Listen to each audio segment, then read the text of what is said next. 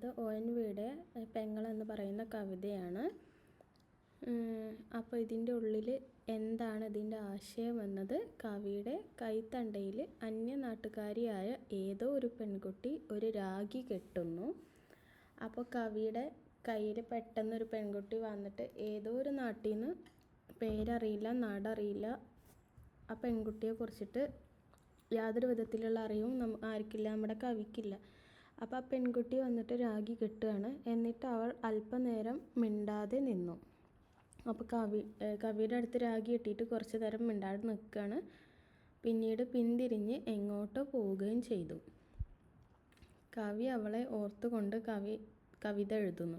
അപ്പോൾ ഈ കവിത എന്ന് പറയുന്നത് അങ്ങനെയുള്ള കവിയുടെ കയ്യിൽ രാഖി കെട്ടിയിട്ട് എങ്ങോട്ടോ പോയി മറഞ്ഞിട്ടുള്ള ആ ഒരു പെൺകുട്ടിയെ ഓർത്തുകൊണ്ട് കവി എഴുതിയിട്ടുള്ള കവിതയാണ് പെങ്ങൾ എന്ന് പറയുന്നത്. അവൾ ആരാണെന്ന് പോലും ചോദിക്കാതിരുന്നതിൽ കവിക്ക് കഷ്ടം തോന്നുന്നു. അപ്പോൾ കഷ്ടം തോന്നുന്നുണ്ട് കവിക്ക്. അത് ആരാണെന്നെങ്കിലും ചോദിക്കായിരുന്നു എന്ന് നമ്മളോട് പറയുന്നുണ്ട്. പേരെന്താണെന്ന് പോലും അവൾ പറഞ്ഞില്ല. അപ്പോൾ പേരെന്താണെന്ന് അവൾ പറഞ്ഞില്ല. എങ്കിലും അവളുടെ വല്ലായ്മ കലർന്ന നിൽപ്പ് കവി ഓർക്കുന്നു. അപ്പോൾ കവി ഓർക്കുന്നത് എന്തുമാത്രമാണ്, അവളുടെ പേരറിയില്ല, നാടറിയില്ല, ഒന്നും അറിയില്ല. പക്ഷെ അവൾ വല്ലാത്തൊരു വിഷമത്തോടെ നിൽക്കുന്നത്, തൻ്റെ മുന്നിൽ നിൽക്കുന്നത് ഇപ്പോഴും കവി ഓർക്കുന്നുണ്ട് എന്നാണ് പറയുന്നത്. അവളുടെ കണ്ണുകളിൽ നിന്നും കണ്ണുനീർ അടർന്നു വീണിരുന്നു. അപ്പോൾ കണ്ണിൽ നിന്ന് കണ്ണീര് ഒറ്റി വീഴുന്നുണ്ടായിരുന്നു. ആ രാഖി ചരടിലൂടെ അവൾ തനിക്ക് പെങ്ങളായിരിക്കുന്നു എന്ന് കവി തിരിച്ചറിയുന്നു. അപ്പോൾ രാഖി കെട്ടിയിട്ടുണ്ടല്ലേ. അപ്പോൾ രാഖി കെട്ടുന്നത് എന്തിനാണ്? സാഹോദര്യം ഒന്ന് ഉറപ്പിക്കുന്നതിന് വേണ്ടിയിട്ടാണ് രാഖി കെട്ടുന്നത്. അപ്പോൾ അതൊരാഘോഷമാണല്ലോ. അപ്പോൾ രാഖി കെട്ടിയതിലൂടെ അവൾ ആരാണ്, തൻ്റെ പെങ്ങളാണ് എന്നത് കവി തിരിച്ചറിയുകയാണ് ചെയ്യുന്നത്. പിന്നെ അവൾ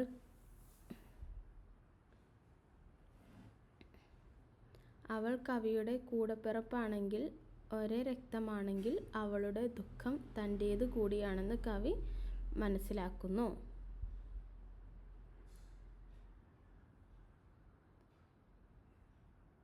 അപ്പോൾ രാഖിച്ചരട് നമ്മൾ പറഞ്ഞല്ലോ, രാഖിച്ചരടിലൂടെ അവൾ ആരാണെന്ന് തിരിച്ചറിയാണ്, പെങ്ങളാണ് എന്ന കാര്യം കവി മനസ്സിലാക്കുകയാണ് ചെയ്യുന്നത്.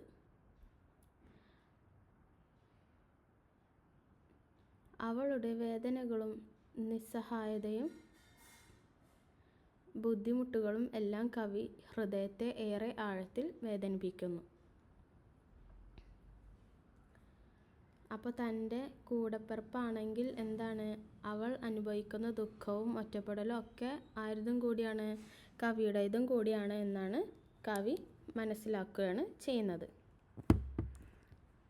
ഇനി അടുത്തത് എന്താ പറയുന്നത് വെച്ചാൽ, വേദനകളും നിസ്സഹായതയും ബുദ്ധിമുട്ടുകളും എല്ലാം കവിയുടെ ഹൃദയത്തെ ഏറെ ആഴത്തിൽ വേദനിപ്പിക്കുന്നതായിട്ട് നമുക്കിതിൽ കാണാൻ സാധിക്കുന്നുണ്ട്. ഇനി അടുത്തത്, അവളെക്കുറിച്ചുള്ള കവിയുടെ ചിന്തകൾ എത്തിച്ചേരുന്നത് സമൂഹത്തിലെ സ്ത്രീകളുടെ പൊതുവായിട്ടുള്ള ഒരു അവസ്ഥയിലാണ്. അപ്പോൾ ഭർതൃഗൃഹങ്ങളിൽ നിന്നും അവൾ നേരിടുന്ന ചൂഷണങ്ങളെക്കുറിച്ച് അദ്ദേഹം ഓർക്കുന്നു. അപ്പോൾ സ്ത്രീകളെ കുറിച്ചിട്ട്, ഇവരിവിടെ പെങ്ങളാണ്, ഇവരാരാണ് എന്നൊന്നും കവിക്കറിയില്ല. പക്ഷേ തൻ്റെ പെങ്ങളാണ് എന്ന് രാഖി കവിയുടെ കയ്യിലുണ്ടല്ലേ. അപ്പോൾ പെങ്ങളാണ്, അപ്പോൾ അവളുടെ ദുഃഖങ്ങൾ എന്ന് പറയുന്നത് തൻ്റേത് കൂടിയാണ് എന്ന് കവി തിരിച്ചറിയുകയാണ് ചെയ്യുന്നത്. അപ്പോൾ അങ്ങനെയുള്ള കവി അവളെക്കുറിച്ച് ചിന്തിക്കുന്ന സമയത്ത് ഒടുവിലുള്ള സ്ത്രീകളുടെ അവസ്ഥയാണ് ഭർതൃഗൃഹങ്ങളിൽ നിന്നും ബന്ധുക്കളിൽ നിന്നൊക്കെ സ്ത്രീകൾക്ക് നേരിടേണ്ടി വരുന്ന ആ ഒരു എന്താ പറയുക, അനുഭവങ്ങളെ കുറിച്ചിട്ടുള്ള കവി ഓർത്തു പോവുകയാണ് ചെയ്യുന്നത്, ഈ അവസരത്തിൽ ചെയ്യുന്നത്. സ്ത്രീകൾ മറ്റുള്ളവർക്ക് വേണ്ടി സ്വന്തം ജീവിതം ത്യജിക്കേണ്ടി വരുന്ന തൻ്റെ താഴെയുള്ള സഹോദരങ്ങൾക്കായി അവർ ചുമട് പേറുന്നു. ഇപ്പം അച്ഛനായാലും അമ്മയായാലും അച്ഛമ്മയായാലും ആരാണെങ്കിലും സ്ത്രീകൾ പൊതുവെ അവരുടെ ഇഷ്ടങ്ങളും ആഗ്രഹങ്ങളും ഒക്കെ മറ്റുള്ളവർക്ക് വേണ്ടിയിട്ട്, താൻ സ്നേഹിക്കുന്നവർക്ക് വേണ്ടിയിട്ട് പൊതുവെ ത്യജിക്കുന്ന ആളുകളാണ് എന്നാണ് പറയുന്നത്. തൻ്റെ താഴെ സഹോദരങ്ങൾക്കായിട്ട് അവർ ചുമട് പേറുന്നു. അപ്പോൾ തൻ്റെ താഴെയുള്ള സഹോദരങ്ങളായി പോറ്റാൻ വേണ്ടിയിട്ട് അവർ സ്വയം ഭാരം ഏറ്റെടുക്കുന്ന ഒരു സ്ഥിതി ഉണ്ടാവാറുണ്ട്. പലപ്പോഴും മേലുദ്യോഗസ്ഥർക്ക് മുന്നിൽ അവരെ കൈക്കൂലിയാക്കുന്നു. അപ്പോൾ പലപ്പോഴും എന്താണ് ഭർത്താക്കന്മാർ, കവി പറയുകയാണ് എല്ലാവരും അങ്ങനെയാണെന്നല്ല, പക്ഷെ കവി ചില സാഹചര്യങ്ങൾ എടുത്ത് പറയുകയാണ്. എപ്പോഴും സ്ത്രീകൾ പലരും പണയം വെക്കുകയാണ്. പല ജോലിക്കയറ്റം കിട്ടാൻ വേണ്ടിയിട്ടും മറ്റു പല ആവശ്യങ്ങൾക്കും വേണ്ടിയിട്ട് സ്ത്രീകളെ ബലിയാടാക്കുകയാണ് ചെയ്യുന്നത്. പല സ്ത്രീകൾക്കും അഴക് ഒരു ആപത്തായിരിക്കുന്നു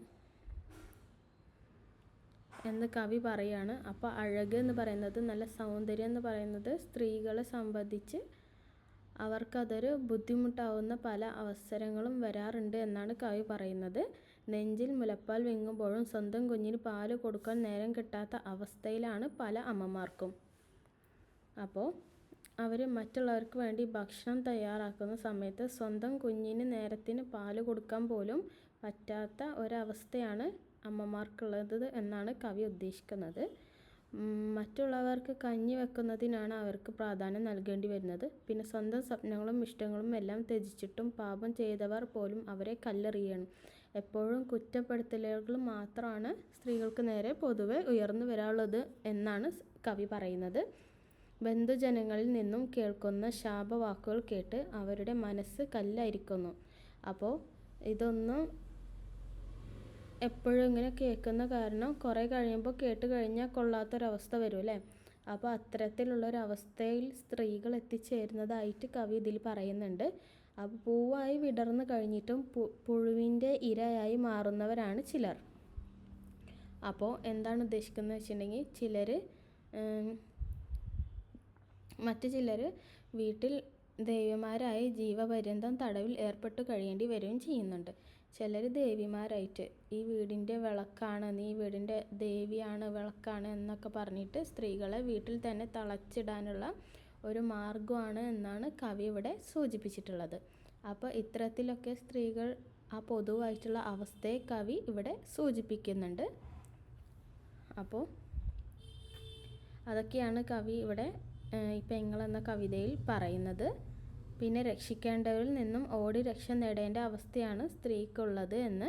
അപ്പോൾ സ്ത്രീകളുടെ ചുറ്റുമുള്ളവരിൽ നിന്ന് സ്ത്രീക്ക് എന്താ പറയുക, വേണ്ടാത്ത രീതിയിൽ ഉള്ള കാര്യങ്ങളൊക്കെ നേരിടേണ്ട ഒരു അവസ്ഥയൊക്കെയാണ് ഇപ്പോൾ ഉള്ളത് എന്നാണ്.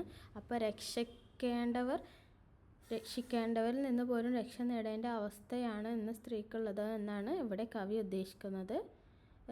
ഇത്തരത്തിൽ സ്ത്രീ ജീവിതത്തെക്കുറിച്ച് ഓർക്കുമ്പോൾ കവിയുടെ മനസ്സിൽ ധാരാളം ദുഃഖസ്മൃതികളാണ് പൊന്തി വരുന്നത്. അപ്പോൾ ഒടുവിൽ കവി പെങ്ങളെ നീ എൻ്റെ രക്തമാണ്, അമ്മയും മകളും ഭാര്യയുമാണ്, ഭൂമിയും ശക്തിയും എല്ലാം നീ തന്നെ എന്നാണ് പറയുന്നത്, കവി പറയുന്നുണ്ട്. ആ ഒരു സ്ത്രീയെക്കുറിച്ചിട്ട് പറയുന്നുണ്ട്. പിന്നെ ഇതിൽ ആ ഒരു പെങ്ങളെന്ന് പറയുന്നത് ഒരു സ്ത്രീയല്ല, പൊതുവെ ഉള്ള സ്ത്രീ സമൂഹത്തെ മുഴുവനാണ് കവി ഇവിടെ സൂചിപ്പിച്ചിട്ടുള്ളത്, പറയുന്നത്. ആ രാഗി ആ പെൺകുട്ടിയുടെ ചൂഴ്ന്നെടുത്ത ഞരമ്പാണ് എന്നും അതിൽ സ്പർശിക്കുമ്പോൾ കവിക്ക് അവളെ മനസ്സിലാക്കാൻ സാധിക്കുന്നു എന്നും അവളുടെ ദുഃഖത്തിൻ്റെ കടൽ കുടിച്ചു വറ്റിച്ച് ശക്തി പുനർജീവിപ്പിക്കാൻ വാക്കുകൾക്ക് കഴിയട്ടെ എന്നും കവി ഇവിടെ പറയുന്നുണ്ട് അല്ലേ. അപ്പോൾ കവി അവസാനം എന്താ പറഞ്ഞു നിർത്തുന്നത്? അപ്പോൾ നീ എൻ്റെ പെങ്ങളാണ്, അമ്മയും മകളും ഭാര്യയും ഒക്കെയാണ്. അപ്പോൾ എന്താണ്, നീ ഭൂമിയും ശക്തിയും ഒക്കെയാണ് എന്നാണ് ആ സ്ത്രീയോട്, ആ ഒരു പെൺകുട്ടിയോട് പറയുകയാണ്. പിന്നെ കവി പറയുകയാണ്, ഈ രാഖി എന്ന് പറയുന്നത് വെറൊരു രാഖിയല്ല, ഇത് ചുഴ്ന്നെടുത്ത ഞരമ്പാണ് എന്നാണ് ഈ ഒരു കൈത്തണ്ട എനിക്ക് കെട്ടി തന്നിട്ടുള്ളത്. അതിലൂടെ കവിക്ക് ആ പെൺകുട്ടിയെ മനസ്സിലാക്കാൻ വേണ്ടി പറ്റുന്നുണ്ട്. അപ്പോൾ മനസ്സിലായത് കൊണ്ടാണ് കവി ഈ കവിതകൾ എഴുതിയിട്ടുള്ളത്. കവിയുടെ ഈ വാക്കുകൾ അവൾക്ക് ശക്തി പകരട്ടെ, അവളെ പ്രതിസന്ധികളോടൊക്കെ മറികടക്കട്ടെ എന്ന്, ഒരു ശക്തി ആവട്ടെ എന്ന് കവി പകരട്ടെ എന്ന് കവി ആഗ്രഹിക്കുകയാണ്. എല്ലാ സ്ത്രീകൾക്കും അങ്ങനെ ഒരു അവസ്ഥയിൽ നിന്നും മോചനം നേടാൻ വേണ്ടിയുള്ള ഒരു ശക്തി ഉണ്ടാവട്ടെ എന്നാണ് കവി പ്രത്യാശിക്കുന്നതായിട്ടാണ് ഈ ഒരു കവിതയുടെ അവസാനം എന്ന് പറയുന്നത്. ഇനി അടുത്തത് ചങ്ങമ്പുഴയുടെ മനസ്സിനി എന്ന് പറയുന്ന ഒരു കവിതയാണ് കേട്ടോ. അപ്പോൾ ഈ മനസ്സിനി എന്ന് പറയുന്ന കവിത വളരെ എളുപ്പമായിട്ടുള്ളൊരു കവിതയാണ്. ചങ്ങമ്പുഴയുടെ കവിത എന്ന് പറയുന്നത് നല്ല അതിസുന്ദരമായിട്ടുള്ളൊരു കവിതയാണ്. അപ്പോൾ മഞ്ഞത്തെച്ചി പൂങ്കുല പോലെ എന്താണ്?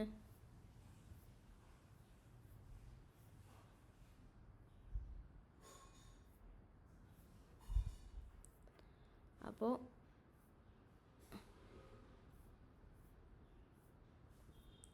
ഇവിടെ ആദ്യം തന്നെ മഞ്ഞത്തെച്ചി പൂങ്കുല പോലെ മനോഹരമായിട്ടുള്ള ഒരു പ്രഭാതമുണ്ട്. അവിടെ നിർവൃതിയുടെ പൊൻകതിർ പോലെ കവിക്ക് മുന്നിൽ നായിക നിൽക്കുന്നു അല്ലേ?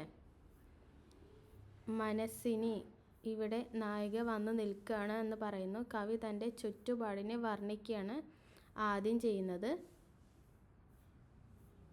അപ്പോൾ അമ്പലത്തിൻ്റെ മുകളിൽ സ്വർണ്ണ നിറത്തിലുള്ള താഴികക്കുടം, അതിൻ്റെ ഗാന്ധി, സ്വർണ്ണഗാന്ധി ഇങ്ങനെ വരത്തി നിൽക്കുന്നതായിട്ട് കവി കാണുന്നുണ്ട്. അതുപോലെ എന്താണ്, പൊന്നിൻ്റെ നിറമുള്ള ഒരു പൊടിമരത്തിൻ്റെ മുകളിൽ നിറക്കുട്ടുകൾ കൊണ്ട് സ്വർണം,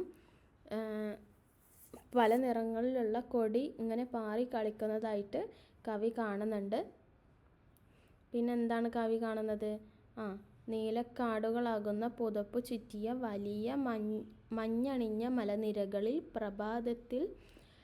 പ്രഭാതത്തിൻ്റെ പരിലസിക്കുന്ന ജലകന്യകമാർ സ്വർണ്ണരശ്മികളെ കൊണ്ട് കണി വയ്ക്കുന്നതായിട്ടാണ് പറയുന്നത്. അപ്പോൾ ഇതൊക്കെ പ്രഭാത വർണ്ണനയാണ് കേട്ടോ. അപ്പോൾ മനസ്സിനിയിലെ പ്രഭാത വർണ്ണനയെക്കുറിച്ച് ചോദ്യം വന്നു കഴിഞ്ഞാൽ നിങ്ങൾക്ക് എഴുതാൻ പറ്റുമല്ലോ. അപ്പോൾ അതിനെന്ത് ചെയ്യണം? ഈ കവിത കറക്റ്റായിട്ട് വായിച്ച് നോക്കണം. അപ്പോൾ അതിലർത്ഥമൊക്കെ മനസ്സിലാക്കണം കേട്ടോ. അപ്പോൾ അടുത്തത് എന്താണെന്ന് വെച്ചിട്ടുണ്ടെങ്കിൽ, അദൃശ്യ ശരീരങ്ങളായ കാമന കാനന ദേവതകൾ. അപ്പോൾ നമ്മുടെ ആഗ്രഹിക്കുന്നതെന്തും സാധിച്ചു തരുന്ന കാമന കാനന ദേവതകൾ പക്ഷേ അവർ കാണാൻ വേണ്ടിയിട്ട് പറ്റില്ല. അപ്പോൾ കാണാൻ എങ്ങനെയുള്ളവരാണ്? അദൃശ്യ ശരീരികളാണ്. അവരുടെ ശരീരം ഇല്ലാത്തവരാണ്. അവർ കലയുടെ കമ്പികൾ നീട്ടുന്നത് പോലെ കളകള ശബ്ദം കേൾക്കുന്നു എന്നാണ് പറയുന്നത്. ഇളവെയിലിൻ്റെ ശോഭയിൽ മഞ്ഞലകൾ മാഞ്ഞു തുടങ്ങിയപ്പോൾ മലനിരകളിൽ നിന്ന് മർമ്മര ശബ്ദം ഒഴുകി. അപ്പോൾ മരത്തിൻ്റെ ആ ഒരു കൊമ്പിൽ നിന്നൊക്കെ മർമ്മര ശബ്ദം കവി കേൾക്കുന്നുണ്ട്. അപ്പോൾ കവി കേൾക്കുന്നതും കാണുന്നതും ആയിട്ടുള്ള കാര്യങ്ങളാണ് ഈ വരികളിലൂടെ വർണ്ണിച്ചിട്ടുള്ളത്. അപ്പോൾ എന്താണ്? അപ്പോൾ അവിടെ എന്തോ സംഭവിക്കുന്നുണ്ട് അല്ലേ? സംഭവിക്കല്ല, അവിടെ എന്തോ ഒന്ന് ഇനി കവി പറയാണ്. നനഞ്ഞ വസ്ത്രം കൊണ്ട് മറഞ്ഞ പൊന്നിൻ്റെ തിളക്കമാർന്ന നിൻ്റെ ശരീരം മായ കൊണ്ട് മറഞ്ഞ നേരുപോലെ എൻ്റെ മുന്നിൽ തിളങ്ങി നിൽക്കുന്നു. അപ്പം ഇങ്ങനെ ഒക്കെയുള്ള ഈ ഒരു പ്രകൃതിയിൽ കവി പിന്നീട് കാണുന്നത് ആരെയാണ്? കവിയുടെ മുന്നിൽ നിൽക്കുന്നത് നല്ല ഈറനണിഞ്ഞിട്ടുള്ള വസ്ത്രത്തോട് കൂടിയിട്ട് നല്ല പൊന്നിൻ്റെ തിളക്കമാർന്നിട്ടുള്ള ശരീരം, കാന്തിയോട് കൂടി മനസ്സിനി വന്ന് നിൽക്കുന്നതാണ് കവി കാണുന്നത്. അപ്പോൾ ഈ സ്ത്രീ ഇങ്ങനെ നിൽക്കുന്നത് കവി എന്നുപോലെയാണ് ഉപമിക്കുന്നത്? മായ കൊണ്ട് മറഞ്ഞ സത്യമായിട്ടാണ് ഈ ഈറൻ അണിഞ്ഞിട്ടുള്ള വസ്ത്രം കൊണ്ട് മൂടപ്പെട്ടിട്ടുള്ള അവളുടെ ശരീരത്തെ കവി നോക്കിക്കാണുന്നത്. ഇനി ദേവൻ്റെ പ്രസാദമായിട്ടുള്ള ചന്ദനക്കുറി അണിഞ്ഞ നിൻ്റെ കുളിർ നെറ്റിയിൽ കുറുനിരകൾ കരിവണ്ടി നിര പോലെ കാണപ്പെടുന്നുണ്ട്. സത്വഗുണത്തിൻ്റെ ദേവത പുഞ്ചിരിയോട് കൂടി ഭംഗിയിൽ ഒരു ചെന്താമര പൂ വിടർത്തിയതുപോലെ കരിങ്കൂവളത്തിൻ്റെ ഇതളുകൾ പോലുള്ള കണ്ണുകൾ ചൂടിയ നിൻ്റെ മുഖം പുഞ്ചിരി തൂകി നിൽക്കുന്നു അല്ലേ?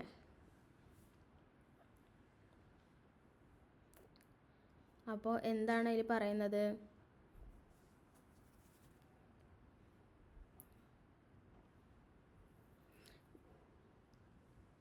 അപ്പോൾ എന്താണ് പറയുന്നത്?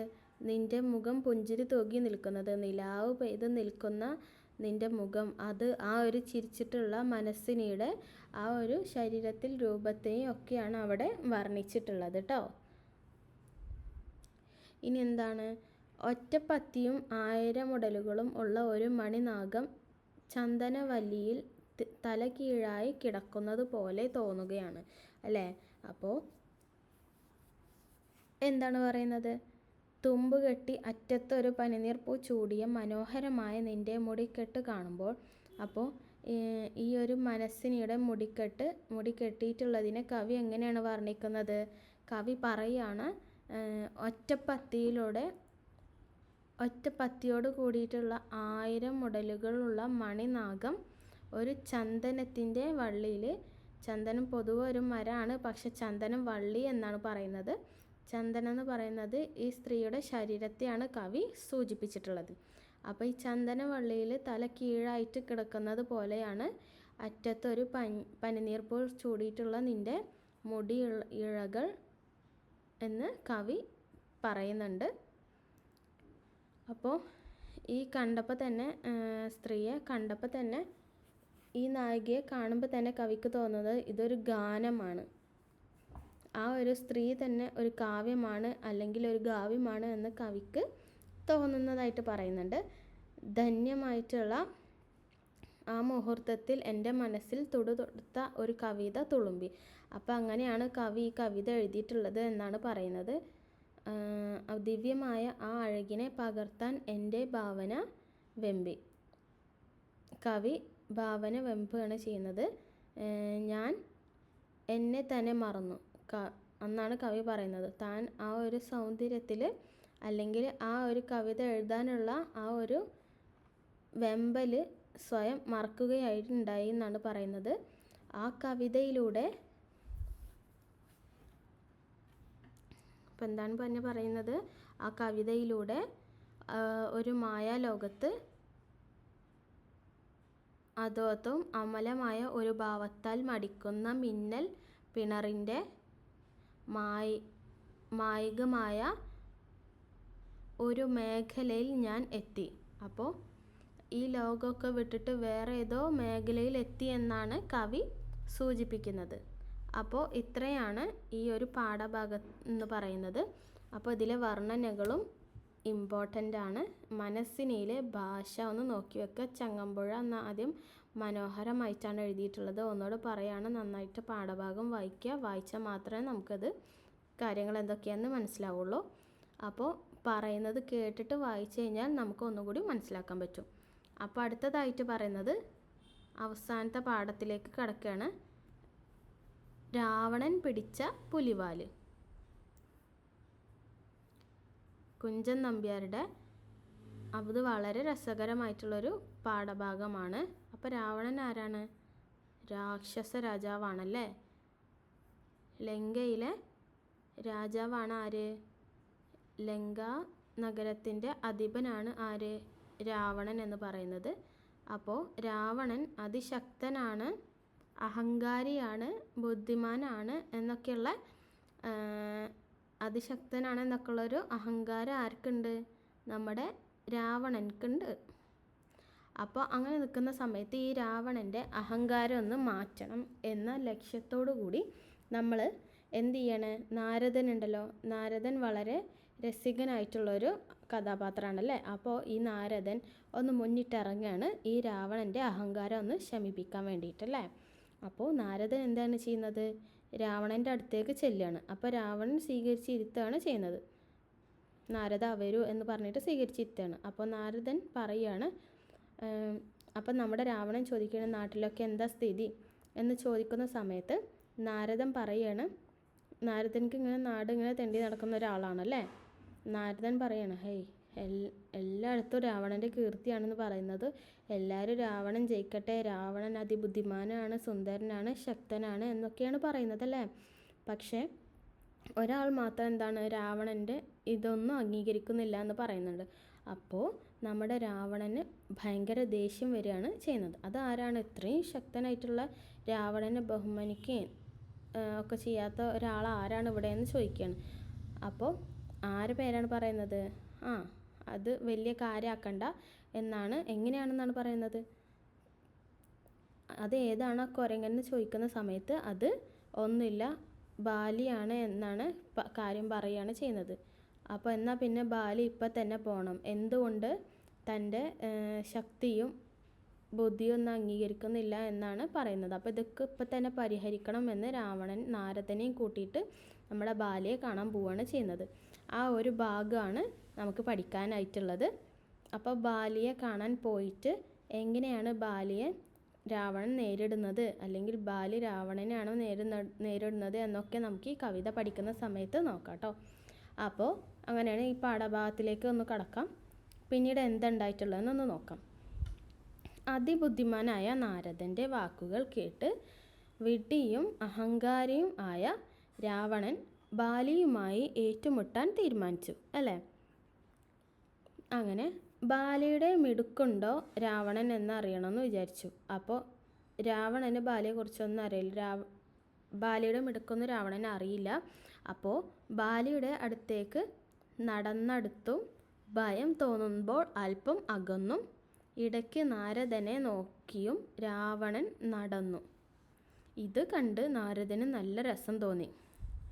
അപ്പോൾ നാരദന് നല്ല രസം തോന്നുന്നുണ്ടല്ലേ. നാരദൻ സംഭവം ഇയാളുടെ ഈ അഹങ്കാരം ഒന്ന് കുറയ്ക്കണമെന്ന് വിചാരിച്ചിട്ടാണല്ലോ ഇറങ്ങി വന്നത്. അപ്പോൾ നാരദന് നല്ല രസമായി. കാരണം ബാലിയെ കണ്ട സമയത്ത് ഇപ്പം ശരിയാക്കണം എന്ന രീതിയിലാണ് രാവണൻ പോകുന്നത്. പക്ഷേ ബാലിയുടെ കാണുന്ന സമയത്ത് കുറച്ചൊരു പേടി തോന്നുന്നുണ്ട്. അപ്പോൾ ബാലി അവിടെ കാണുന്നത് 7 സാഗരത്തിൽ മുങ്ങി കുളിച്ചിട്ട് സംഘവനം ചെയ്യുന്ന ആരാണ്? ബാലി. അപ്പോൾ ബാലി അങ്ങനെ സന്ധ്യാവർണ്ണനത്തിന് വേണ്ടിയിട്ട് നിൽക്കുന്ന സമയത്താണ് രാവണനും നാരദനും കൂടിയിട്ട് ബാലിയെ കാണാൻ വേണ്ടിയിട്ട് ചെല്ലുന്നത്. അപ്പോൾ നാരദൻ പറയാണ് എന്ത്, പുറകു കൂടെ ചെന്നിട്ട് തക്കത്തിലൂടെ വാലങ്ങ് പിടിച്ചു. അപ്പോൾ പിന്നെ എന്ത് സുഖമായിട്ട് നമ്മുടെ ബാലീനെ വെള്ളത്തിലേക്ക് തള്ളിയിടുക എന്നാണ് രാവണനോട് ആര് പറയുന്നത്? നാരദൻ പറഞ്ഞു കൊടുക്കുന്നത്. അതനുസരിച്ചിട്ടാണ് നമ്മുടെ രാവണൻ നമ്മൾ ബാലിയൻ്റെ അടുത്ത് ചെന്ന് പോകുന്നത് കേട്ടോ. അപ്പോൾ നേർക്ക് നേരെ ഏറ്റുമുട്ടല്ല, പുറകിലൂടെയാണ് ചെന്ന് പോകുന്നത്. അപ്പോൾ നാരദൻ ബാലിയുടെ വാല് പിടിക്കാൻ രാവണനെ ഉപദേശിച്ചു. മണ്ടൻ രാവണൻ മിണ്ടാതെ ചെന്ന് ബാലിയുടെ നീണ്ടു തടിച്ച വാൽ ഒരു കൈ കൊണ്ട് പിടിച്ചു അല്ലേ. അപ്പോൾ എന്ത് ചെയ്തു? ഈ മണ്ടനായിട്ടുള്ള രാവണൻ നാരദൻ പറഞ്ഞ വാക്കും കേട്ട് പുറകിൽ കൂടെ പോയിട്ട് ഒരു കൈ കൊണ്ട് ബാലയുടെ വാല അങ്ങോട്ട് പിടിച്ച്. ബാലയുടെ വാല എന്തായി? അത് നല്ല നീളാനും തുടങ്ങി, നല്ല തടിക്കാനും തുടങ്ങി. അപ്പം അങ്ങനെ എന്തായി? ഈ പിടിച്ച കൈ ആ വാല അങ്ങ് ചുറ്റി വരിഞ്ഞു. ബാലി ആ കൈ വാല് കൊണ്ട് വരിഞ്ഞു. ഇനി എന്ത് ചെയ്യണമെന്ന് ഓർത്ത് രാവണൻ നാരദനെ നോക്കിയപ്പോൾ മറ്റേ കൈ കൊണ്ടും പിടിക്കാൻ നാരദൻ ഉപദേശിച്ചു. അപ്പോൾ അങ്ങനെ നാരദൻ പിന്നെ എന്താ പറഞ്ഞേ? ഒരു കൈ കൊണ്ട് പിടിച്ചിട്ടായിരിക്കും 2 കൈ കൊണ്ടും പിടിക്കാൻ വേണ്ടിയിട്ട് പറഞ്ഞു. അപ്പോൾ എന്താക്കി? ആ രാവണൻ പുതിയൊരു ബുദ്ധി കിട്ടിയ പോലെ അടുത്ത കൈ കൊണ്ട് പോയാണ്ട് പിടിച്ചു. അപ്പോൾ ഒന്നുകൂടെ കൊണ്ട് പിടിച്ച്. അപ്പോൾ എന്തായി? 2 കൈ എന്താക്കി? നമ്മുടെ ബാലി 2 കൈയും ചുറ്റി അല്ലേ. 2 കൈകളും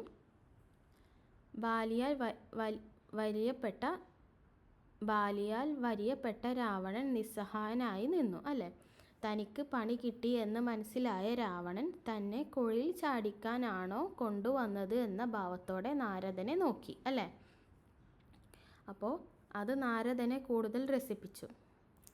അപ്പോൾ നാരദൻ സമ്മതിച്ചിട്ട് ഇത് ഭയങ്കര ത്രില്ലിലാണല്ലേ. അപ്പോൾ രാവണൻ തോൽക്കുന്നത് കാണാൻ വേണ്ടിയിട്ടാണ് നാരദൻ നിൽക്കുന്നത് അല്ലേ. അപ്പോൾ 20 കൈ കൊണ്ടും തെരുതെരെ വാല് പിടിക്കാൻ നാരദൻ പറഞ്ഞു. അപ്പോൾ രാവണൻ സംബന്ധിച്ച് 10 തലയും 10 കൈകളൊക്കെ ഉള്ള ആളാണല്ലോ അല്ലേ. 10 തലയും 20 കൈകളും ഉണ്ടല്ലേ. അപ്പോൾ 20 കൈകൾ ഉപയോഗിച്ചിട്ട് വാലുണ്ട് പിടിക്കാൻ ആര് പറഞ്ഞു? നാരദൻ പറഞ്ഞു അല്ലേ. അപ്പോൾ അത് കേട്ടിട്ട്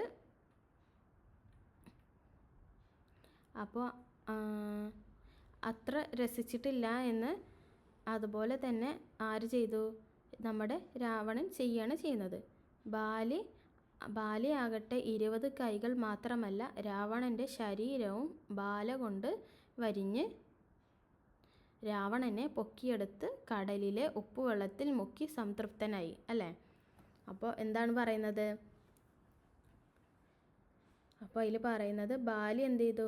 20 കൈകൾ കൊണ്ട് രാവണൻ ബാലിയുടെ വാല് പിടിച്ച സമയത്ത് ഈ 20 കൈകളും അതുപോലെ തന്നെ രാവണനെ അവിടുന്ന് ആകമാനം പൊക്കിയെടുത്തിട്ട് ആ ഒരു ഉപ്പുവെള്ളത്തിൽ മുക്കിയിട്ട് ബാലി സംതൃപ്തനായി.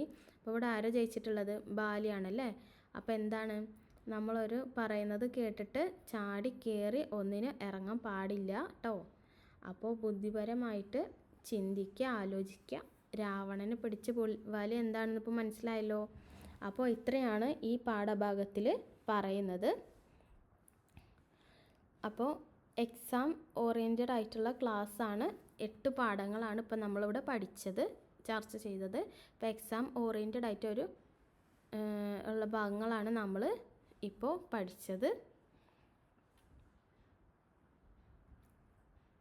അപ്പോൾ ഇനി നമ്മൾ എന്താ നോക്കാൻ വേണ്ടി പോകുന്നത് എന്ന് വെച്ചിട്ടുണ്ടെങ്കിൽ, മുന്നേ ചോദിച്ചിട്ടുള്ള കുറച്ച് ക്വസ്റ്റ്യൻ പേപ്പറുകൾ നമുക്കൊന്ന് നോക്കാം അല്ലേ. ഇപ്പോൾ പഠിച്ച പാഠങ്ങളിൽ വരുന്ന ചോദ്യങ്ങളൊക്കെ ഒന്ന് നമുക്ക് നോക്കാം. അപ്പോൾ ചോദ്യങ്ങളൊക്കെ ഒന്ന് പറഞ്ഞു തരാം കേട്ടോ. വള്ളത്താൽ ധാത്രിമാരായിട്ട് കൽപ്പിച്ചിരിക്കുന്നത് ആരെ? ഇത് വരികളുടെ ഇടയിൽ നിന്നുള്ള ചോദ്യമാണ്. അപ്പോൾ ആരെയാണ് ഇവിടെ പറയുന്നുണ്ട്? മറ്റുള്ള ഭാഷകൾ, കേവലം ധാത്രിമാർ എന്നാണ് പറഞ്ഞിട്ടുള്ളത്. അപ്പോൾ ധാത്രിമാരായിട്ട് കൽപ്പിച്ചിട്ടുള്ളത്, വള്ളത്തോളിന് കൽപ്പിച്ചിട്ടുള്ളത് മറ്റുള്ള ഭാഷകളാണ്. പിന്നെ അടുത്ത ചോദ്യം എന്ന് പറയുന്നത്, ചോദ്യം പറഞ്ഞുതരാം. പെങ്ങൾ ബന്ധിപ്പിച്ച് രാഗി ONV എന്തിനെയാണ് സാദൃശ്യപ്പെടുത്തുന്നത് എന്നാണ് ചോദ്യം. എന്തിനോടാണ്? അപ്പോൾ നമുക്ക് കുറച്ച് ഓപ്ഷൻസുകൾ കൊടുക്കും. ചന്ദനത്തോടുണ്ട്, അതുപോലെ തന്നെ അകിലിനോട്, അതുപോലെ തന്നെ ചൂഴ്ന്നെടുക്കുന്ന രക്തഞരമ്പിനോട്, കുടിച്ചു വറ്റിച്ച ദുഃഖങ്ങളോട്. അപ്പോൾ ഇതിൽ ഉത്തരം ശരിയായതാണ്. ചൂഴ്ന്നെടുത്ത ഞരമ്പുകളാണല്ലേ. അപ്പോൾ പെങ്ങളെ ബന്ധിപ്പിച്ച രാഗി ONV പറഞ്ഞത് എന്താണ്? അപ്പോൾ അടുത്ത ചോദ്യങ്ങൾ എന്താണ്?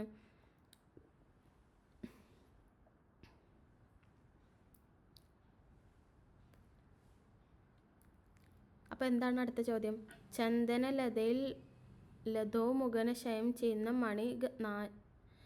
മണിനാഗമായി സങ്കല്പിച്ചിരിക്കുന്നത് എന്തിനെയാണെന്നാണ്. അപ്പോൾ എന്താണ് അതിൻ്റെ കവിതയുടെ ഭാഗത്തുനിന്ന് ചോദിച്ചിട്ടുള്ളതാണ്. അപ്പോൾ എന്തിനെയാണ്?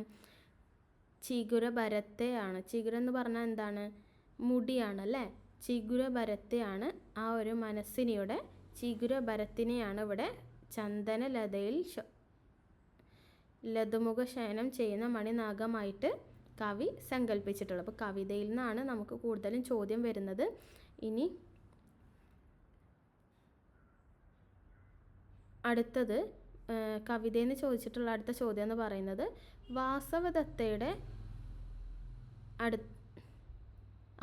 ഗോപികുമാർ പിച്ചകത്തോടും അത്തിയോടും എന്തെല്ലാമാണ് അന്വേഷിച്ചത്? അപ്പോൾ പ്രിയനെ തേടി എന്ന കവിതയിൽ പറഞ്ഞിട്ടുണ്ട്. ഓരോരുത്തരോട് എന്തൊക്കെയാണ് ചോദിച്ചത് എന്ന് പറയുന്നിട്ട് അത് നോക്കണം. ഇനി അടുത്ത വരുമ്പോൾ ചിലപ്പോൾ കൈതയോട് ചോദിച്ചത് എന്തായിരിക്കും എന്നൊക്കെയാണ് വരിക. അപ്പം പിച്ചകത്തോടും അത്തിയോടും എന്തെല്ലാമാണ് ചോദിച്ചിട്ടുള്ളത് എന്നുള്ള കാര്യമാണ് ചോദ്യമായിട്ട് ചോദിച്ചിട്ടുള്ളത്. അപ്പോൾ ഇതിൽ അടുത്ത ചോദ്യം എന്ന് പറയുന്നത്, ഉണ്ണായി വാര്യയുടെ എന്തെല്ലാം സവിശേഷതകളാണ് കുഞ്ഞുണ്ണി കവിതയിൽ അവതരിപ്പിച്ചിരിക്കുന്നത്? അപ്പോൾ ഉണ്ണായി വാര്യരെ കുറിച്ചിട്ടായിരിക്കാം പറഞ്ഞിട്ടുള്ളത് അല്ലേ. അപ്പോൾ അദ്ദേഹം നന്നായിട്ട് ജ്ഞാനം അകത്തേക്ക്, അറിവ് നന്നായിട്ട് അകത്തേക്ക് കൂട്ടിയിട്ടുള്ള ആളായിരുന്നു. ഒറ്റ കൃതി മാത്രമേ പുറത്തേക്ക് കൂട്ടിയിട്ടുള്ളൂ. അപ്പോൾ ആട്ടക്കഥയാണ്, നളചരിത ആട്ടക്കഥയാണ്. അപ്പോൾ അങ്ങനെയുള്ള കാര്യങ്ങളൊക്കെയാണ് ഉണ്ണായി വാര്യരെ കവിതയെക്കുറിച്ചിട്ടൊക്കെ പറഞ്ഞിട്ടുള്ളത് അല്ലേ. അപ്പോൾ നമ്മൾ പറഞ്ഞത് ഓർക്കുന്നുണ്ടല്ലോ. അപ്പോൾ അടുത്ത ചോദ്യം എന്താണ്? രാമൻ വില്ല് കുലച്ചപ്പോൾ സദസ്യരിലുണ്ടായ മാറ്റങ്ങൾ എഴുത്തച്ഛൻ ചിത്രീകരിക്കുന്നത് എങ്ങനെ? അപ്പോൾ എന്തൊക്കെയാണ് സദസ്യർക്ക് ഉണ്ടായിട്ടുള്ളത്? സദസ്സിലിരിക്കുന്നവർക്ക് എന്തൊക്കെ മാറ്റങ്ങളാണ് ഉണ്ടായിട്ടുള്ളത്? അപ്പോൾ ആകെ ഞെട്ടിപ്പോയി അല്ലേ. എല്ലാവരും വിസ്മയത്തിലായി പോയി അല്ലേ. 14 ലോകങ്ങൾ ഈ ഒരു ഇടിമുഴക്കം കേട്ട് ഞരക്കങ്ങളുണ്ടായി എന്നാണ് പറയുന്നത് അല്ലേ. അപ്പോൾ രാജാക്കങ്ങൾ ഉരുകങ്ങൾ പോലെ ഒഴുക്കുന്ന സാഹചര്യമൊക്കെയാണ് ഉണ്ടായിട്ടുള്ളത്. അപ്പോൾ അടുത്ത ചോദ്യം എന്താണെന്ന് നോക്കാം. വാസവദത്ത എന്ന പടത്തിൽ ചോദിച്ചിട്ടുള്ളതാണ്. വാസവദത്തയുടെ സമ്പൽ സമൃദ്ധി സൂചിപ്പിക്കുന്ന വർണ്ണനകൾ എന്തെല്ലാം? ഇത് ഇമ്പോർട്ടൻ്റ് ആണ്. അപ്പോൾ എന്തൊക്കെയാണ്? ആ ഒരു മതിൽക്കെട്ടിൻ്റെ വ്യാളി മുഖം പതിപ്പിച്ചിട്ടുള്ള ഗേറ്റ് അല്ലേ, അത് തൊട്ടിട്ട് ഇങ്ങോട്ട് ഫുൾ സമ്പന്നതയാണല്ലേ. അപ്പോൾ നല്ല മണിമാളികയാണെന്ന് പറയുന്നുണ്ട്. അപ്പോൾ വ്യാളിമുഖം പതിപ്പിച്ച ഗേറ്റ് ആ ഒരു മതിലുണ്ട് എന്ന് പറയുകയാണ്. ആ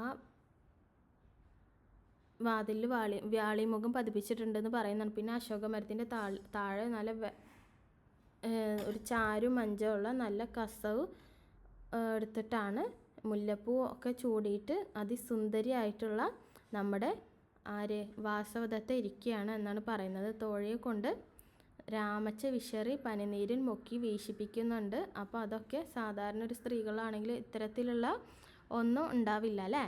അപ്പോൾ ഇതൊക്കെയാണ് വാസവദത്തയുടെ ആ ഒരു സമ്പൽ സമൃദ്ധി കാണിക്കുന്ന സന്ദർഭങ്ങൾ എന്ന് പറയുന്നത്. അപ്പോൾ ഈ ഒരു ഭാഗത്ത് ഇത്രയും ചോദ്യങ്ങളാണുള്ളത് ചോദിച്ചിട്ടുള്ളത്. അപ്പം ഇനി അടുത്തത്, മനസ്സിനി എന്ന കവിതയ്ക്ക് ഒരു ആസ്വാദനം തയ്യാറാക്കുക അല്ലേ. അപ്പോൾ മനസ്സിനി എന്ന് പറയുന്ന കവിതയ്ക്ക് ആസ്വാദനം തയ്യാറാക്കാൻ പറയുന്ന സമയത്ത് നമ്മൾ മുന്നേ പറഞ്ഞിട്ടുള്ള കവിതാ സന്ദർഭങ്ങൾ, കാവ്യ സന്ദർഭങ്ങൾ എഴുതേണ്ടി വരും. പിന്നെ ചങ്ങമ്പുഴയെ കുറിച്ചിട്ട് ആദ്യം എഴുതുക. പിന്നെ ചങ്ങമ്പുഴ മലയാളത്തിലെ പ്രശസ്ത കവിയായിട്ടുള്ള ചങ്ങമ്പുഴ ജനിച്ചിട്ടുള്ള ഏറെ പ്രധാനപ്പെട്ടിട്ടുള്ള പ്രശസ്തമായിട്ടുള്ള ഒരു കവിതയാണ് മനസ്സിനി എന്ന് പറഞ്ഞിട്ട് എഴുതുക. അതിസുന്ദരമായിട്ടുള്ള കവിതയാണ് മനസ്സിനി എന്ന് പറഞ്ഞിട്ട്. അങ്ങനെ തന്നെ നമുക്ക് കവിത വായിച്ചിട്ട് മനസ്സിലായിട്ടുള്ളത് എന്തൊക്കെയെന്ന് കൂട്ടിച്ചേർത്തിട്ട് കവിതയ്ക്ക് ഒരു ഇൻട്രോ കൊടുത്തിട്ട് കഴിഞ്ഞിട്ട് ഇതൊരു ആസ്വാദനാക്കിയിട്ട് എഴുതുക. അത് 5 മാർക്കിനാണ് ചോദിച്ചിട്ടുള്ളത്. അപ്പോൾ അതിനനുസരിച്ചിട്ട് നിങ്ങൾ എഴുതുക. അപ്പോൾ ഇതൊക്കെയാണ് കവിതയിൽ നിന്ന് ചോദിച്ചിട്ടുള്ള ചോദ്യങ്ങൾ എന്ന് പറയുന്നത്. ഇനി അടുത്ത ക്വസ്റ്റ്യൻ പേപ്പറിൽ നമ്മൾ 2-3 ക്വസ്റ്റ്യൻ പേപ്പർ ഇവിടെ ചർച്ച ചെയ്യുന്നുണ്ട്. അടുത്ത ക്വസ്റ്റ്യൻ പേപ്പറിൽ ചോദിച്ചിട്ട് വേറെ പാഠഭാഗങ്ങളിൽ നിന്നൊക്കെ ചോദിച്ചിട്ടുണ്ട്. അപ്പോൾ ഏതൊക്കെയാണെന്ന് നമുക്കൊന്ന് നോക്കാം. മാക്കാച്ചി തവളയുടെ കണ്ണ് പോലെ തോന്നിച്ചത് എന്താണ്? കുഞ്ഞുണ്ണി കവിതകളിൽ നിന്നാണ് ഇത് ചോദിച്ചിട്ടുള്ളത്. അപ്പോൾ ഇവിടെ ശരിക്കുള്ള മാനത്തെ മിന്നുന്നതിനെയാണ് മാക്കാച്ചി തവളയാണെന്നാണ് കവി ഉപമിച്ചിട്ടുള്ളത്. അപ്പോൾ അടുത്ത ചോദ്യം എന്ന് പറയുന്നത്, ഗോപികുമാർ അത്തിയോട് തങ്ങളുടെ ദയനീയ സ്ഥിതി വിവരിച്ചത് എങ്ങനെയാണ്?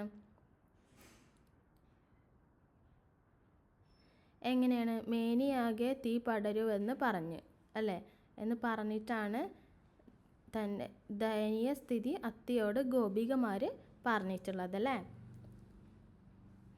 അപ്പോൾ ഇനി അടുത്തത് എന്താണെന്ന് നോക്കാം നമുക്ക്.